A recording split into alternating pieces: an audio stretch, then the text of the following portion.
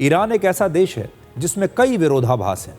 Iran में एक तरफ दुनिया में सबसे ज़्यादा लोगों को फांसी की सज़ा दी जाती है। इसलिए कहा जाता है कि ईरान की जो सरकार है, सत्ता है, वो बहुत कट्टर भी है और बहुत सख्त सज़ा देती है, फांसी की सज़ा देती है। और फांसी के अलावा इस समय ईरान में छोटे छोटे अपराधों के लिए भी हाथ और पैर काटने जैसी बर्बर सज़ाएं दी जाती हैं। वहाँ पर एक छोटे से अपराध के लिए भी आरोपी का हाथ या पैर काट दिया जाता है। वहाँ पर महिलाओं को बिना हिजाब के घर से बाहर निकलने की आज़ादी नहीं है। वहीं दूसरी तरफ ईरान एक ऐसा देश भी है जो शिक्षा, शहरीकरण, लाइफ एक्सपेक्टेंसी और जेंडर इक्वलिटी के मामले में मिडिल ईस्ट का सबसे अग्रणी देश है और कई पश्चिमी देशों से इसकी तुलना की जा सकती है।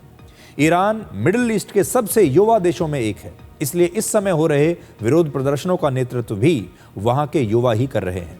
ईरान में 89% लोग साक्षर हैं, लेकिन वहां के 15 से 24 वर्ष के युवा 97% साक्षर हैं और महिलाओं की साक्षरता दर वहां पर 96% है।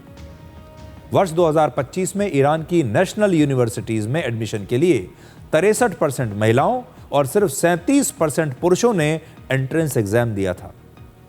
साइंस, टेक्नोलॉजी, इंजीनियरिंग और मैथमेटिक्स में 70% ग्रेजुएट्स महिलाएं हैं। यहां तक कि ईरान के स्टार्टअप इकोसिस्टम में भी 19% महिला बोर्ड की सदस्य हैं, बोर्ड मेंबर्स हैं। एक तरफ ईरान में महिलाओं के लिए हिजाब पहनना अनिवार्य है, लेकिन उच्च शिक्षा में महिलाएं पुरुषों से आगे हैं। ईरान में जो फर्टिलिटी रेट है वो है लगभग 1.7, यानी वहाँ की हर महिला औसतन 1.7 बच्चे पैदा करती है, जबकि ईरान के पड़ोसी देश पाकिस्तान में फर्टिलिटी रेट करीब 3.2 है और अफगानिस्तान में 4.7 है। ईरान में 77% शहरीकरण हो चुका है और वहाँ ज़्यादातर लोग अब शहरों में रहते हैं। वहाँ की आबादी करीब 9 करोड़ 20 लाख है और ईरान के लोगों की लाइफ एक्सपेक्टेंसी यानी औसत जीवन प्रत्याशा 78 वर्ष है।